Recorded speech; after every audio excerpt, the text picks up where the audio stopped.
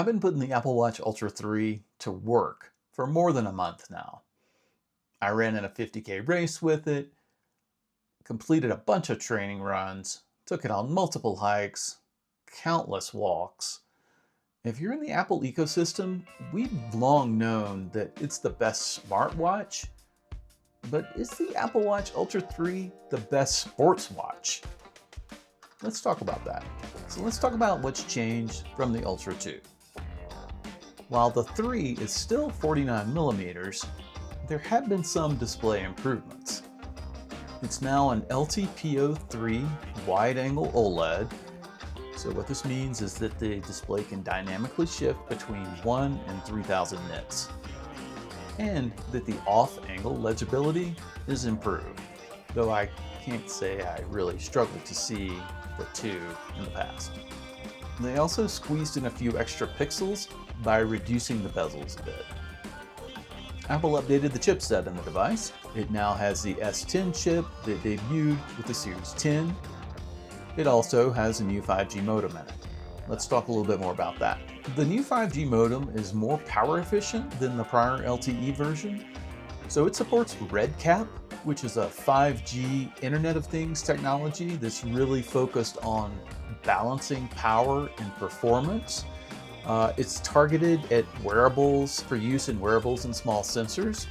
It's really more about power efficiency than crazy speeds, so don't keep your expectations in check regarding speeds. This is also a carrier-dependent feature. I know T-Mobile launched support last year and claimed to be the leader in this space, but AT&T and Verizon are supporting it as well. I can leave a link with some more info if you want to read more about RedCap and what carriers are doing regarding their 5G standalone network and whether it might be available to you in your area. Battery life claims by Apple are now up to 42 hours of normal use from 36 on the Apple Watch Ultra 2, 72 hours in low power mode. And in real life day-to-day usage, it easily lasts me 2 days. So that claim seems to be, pretty spot on, if not a conservative estimate. I typically record about an hour of GPS activity every day and could easily get 2 days out of the device. In a more extreme scenario, I ran in a 50K race, which was 7 hours of running. Of course, I charged the device before I started, so I was at 100%. After 7 hours of running, I had 40% remaining.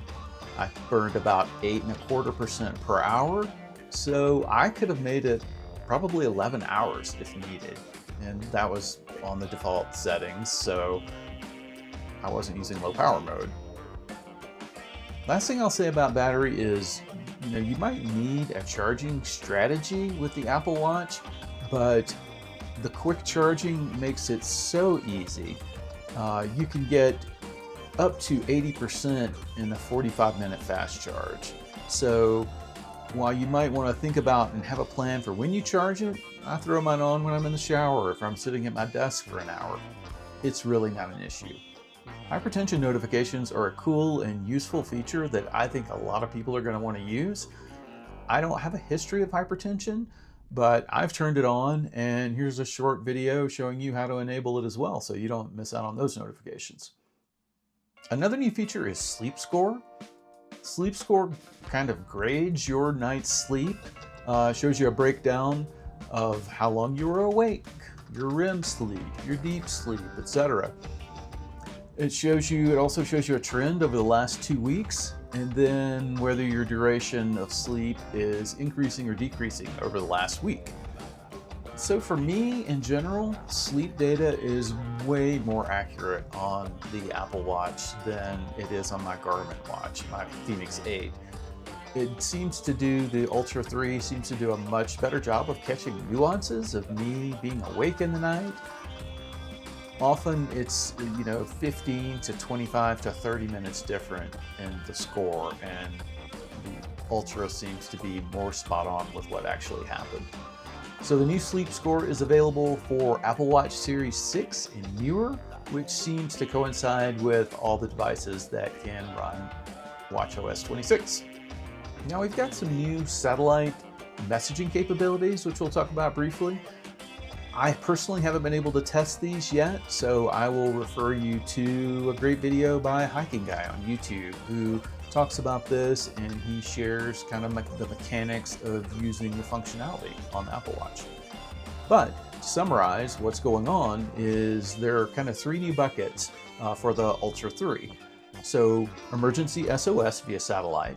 So this is free for 2 years. There is non-emergency messaging. So this is just like messaging if we're using iMessage. Caveat is this does require a cellular watch plan. And then the last is send location, sharing your location. This also requires a watch cellular plan. Keep in mind that these are all location-specific features that aren't available everywhere. Okay, the last new feature we're going to talk about is Workout Buddy. So Workout Buddy is Apple's new AI workout assistant. It's designed to offer you encouragement and milestones during a workout. So one caveat for this is it only works if you have your iPhone with you. 3 voices to choose from. Way to get your workout started. Way to get your workout started. Way to get your workout started. So, real world scenario for me, I enabled Workout Buddy for my 50K run, thinking this is going to be the perfect time where I will need some added motivation at some point when I'm in some serious pain. Overall, it was fine, and it did, call out milestones, mention things like this is your longest run ever recorded. And of course, it gives you the segment breakdowns with pace and heart rate. And it'll tell you to keep going while you're listening to your favorite band, even on Spotify. That works with that. I also like that it does tell you when you've picked up the pace, mile over mile. If you're running faster, it lets you know that. I like that. But overall for me, it really felt kind of short with anything motivational. I guess I was hoping for something like, holy shit, you've just passed the marathon distance and you're still running. Unreal. I don't know, just occasionally make it fun or dramatic or something with a different tone. Then it uses the same exact tone for you've closed your workout ring, as it does for you just ran 32 miles with 3,000 feet of elevation. So come on, Apple, give me a little more. All right, let's talk about accuracy now. We've already talked about how sleep data is better on the Apple Watch Ultra 3 than it is on my Garmin Fenix 8. So now let's look at GPS and heart rate. GPS tracks have been really solid for me as expected. There weren't any problems with the Apple Watch Ultra 2, and there really aren't any on the 3. Here's a track of my 50K run with the Apple Watch 3 compared to my Fenix 8. Looks good. Here's another 14-mile run with a good track. You have to look really closely for any differences. GPS is solid as expected. Now let's take a look at heart rate. The first couple of these are going to be comparing the optical heart rate sensor on the Ultra 3 to the optical heart rate sensor on the Fenix 8. Here is a 14-mile run where heart rate is nearly identical. Now, here's a 4-mile run where the Apple Watch Ultra 3 really struggled and was a bit all over the place compared to the Fenix 8. Not sure what happened there. Now, let's take a look at some runs where I paired the AirPods Pro 3 in addition to the Apple Watch Ultra 3. So this seems to be the best case scenario because of the heart rate sensors in the new AirPods Pro 3. It fuses the data, the heart rate data, with the watch and the AirPods to get the most accurate reading. It's really I figured this is worth looking at because 1, because I was wearing them, and 2, because it's such a key ecosystem device. If you're in the Apple ecosystem, I think that most people have AirPods. So this data will be comparing the AirPods Pro 3, Apple Watch Ultra 3 to the Fenix 8, but the Fenix 8 is paired with the HRM Pro Plus chest strap.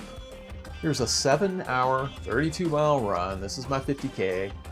There are a couple of little differences in the heart rate, but overall it's really similar. And I was wearing one AirPod most of the time, which it works fine.